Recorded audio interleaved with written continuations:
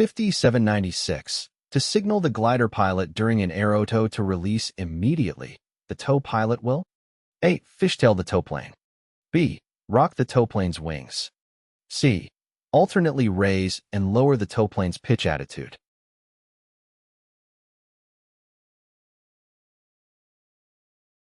The correct answer is B.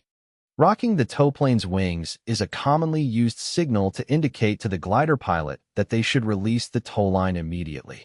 The tow pilot will make lateral movements with the towplane's wings by gently rolling the aircraft left and right. This visual signal is easily noticeable by the glider pilot and indicates that they should release the tow line as soon as possible. 5797. During an aerotow, moving from the inside to the outside of the towplane's flight path during a turn will cause the A. Towline to slacken. B. Glider's airspeed to increase, resulting in a tendency to climb.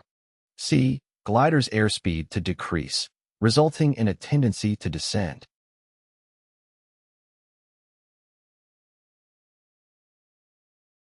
The correct answer is B. When the glider moves from the inside to the outside of the towplane's turn, it experiences a smaller radius of turn compared to the towplane.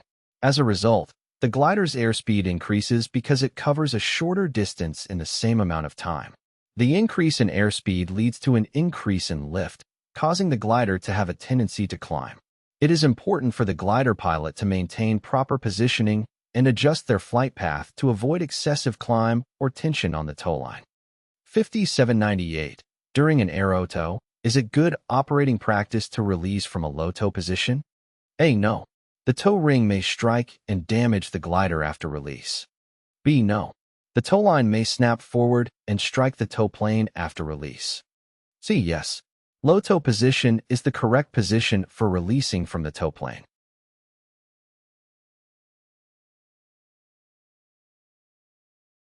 The correct answer is A. The tow ring may strike and damage the glider after release. It is not considered good operating practice to release from a low tow position during an aerotow.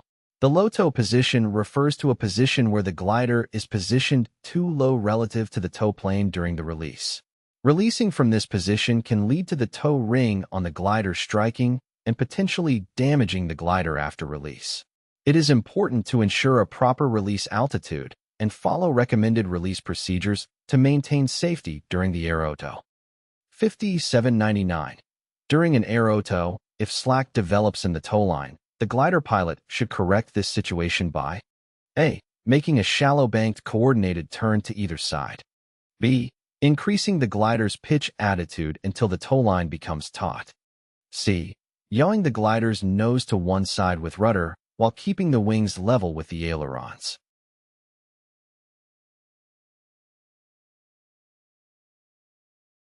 The correct answer is C.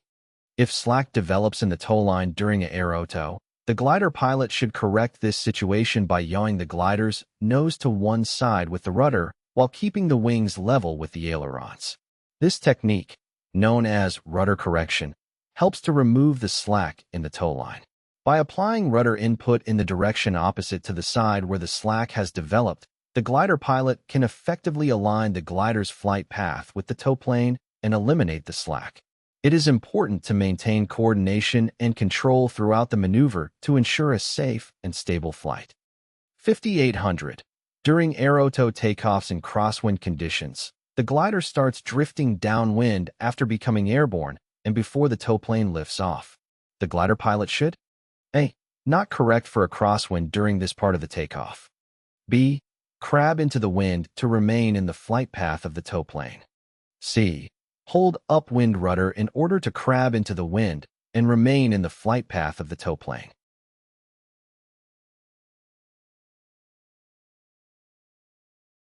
The correct answer is B.